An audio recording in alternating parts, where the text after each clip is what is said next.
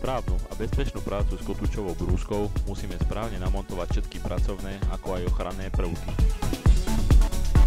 Ako prvé namontujeme nástrojové podložky, ktoré upevníme priloženými skrutkami.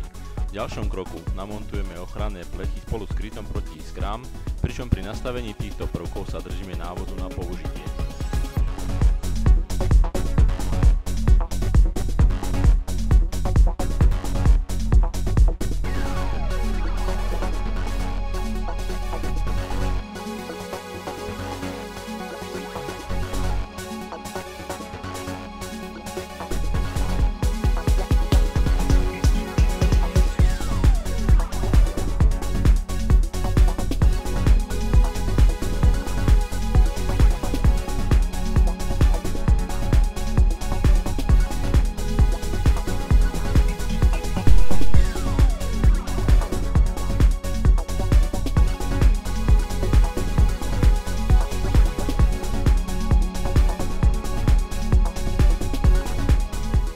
Zariadenie pripájame sieťovým káblom do siete 230V/50 Hz a uvádzame do prevádzky spínačom preklopením do polohy 1.